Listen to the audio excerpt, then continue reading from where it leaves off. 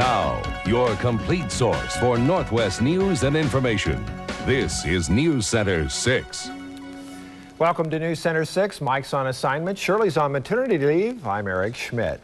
Is it the break the police have been waiting for? Investigators have a suspect behind bars in a series of violent armed home robberies in the Portland area.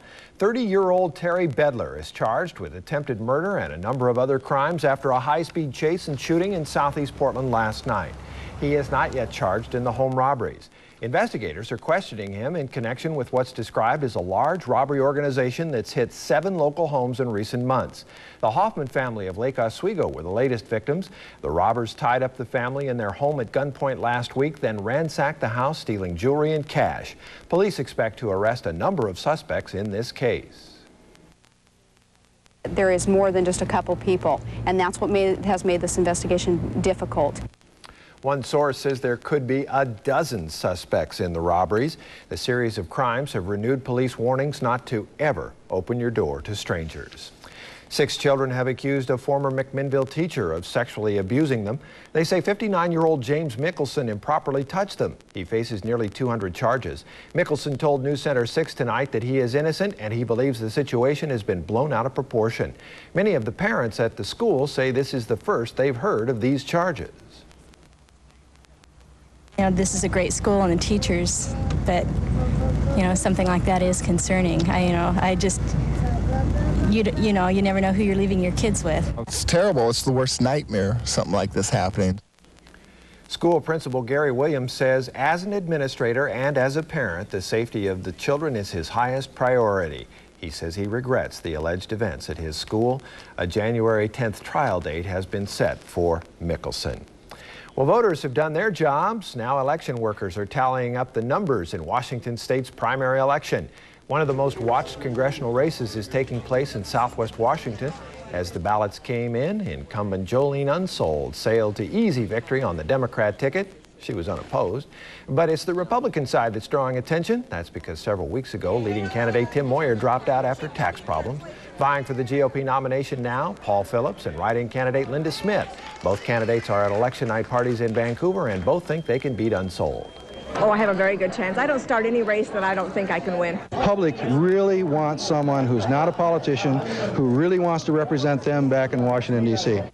And with 29% of the votes counted at this hour, Phillips has 22% of those votes. The write-in candidate, Linda Smith, has 9%, and Tim Moyer, who dropped out of the race, has 10%.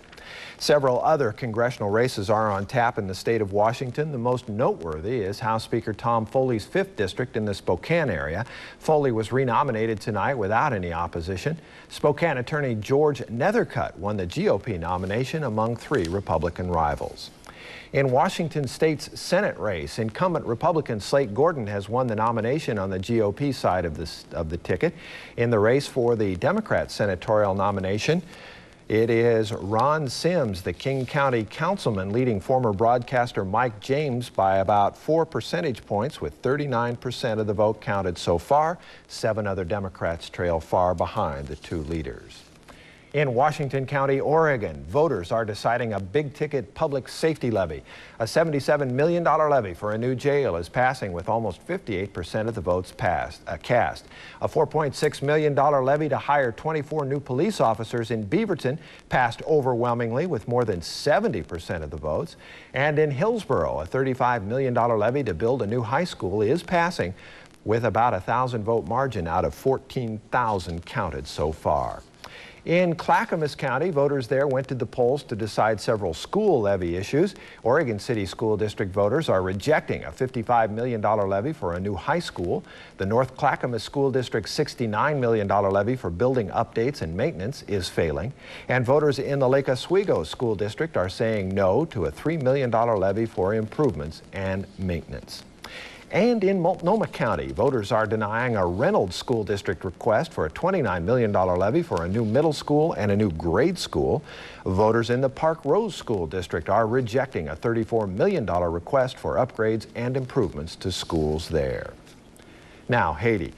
American troops watched helplessly today as Haitian police and military thugs beat civilian demonstrating for democracy and exiled President Aristide.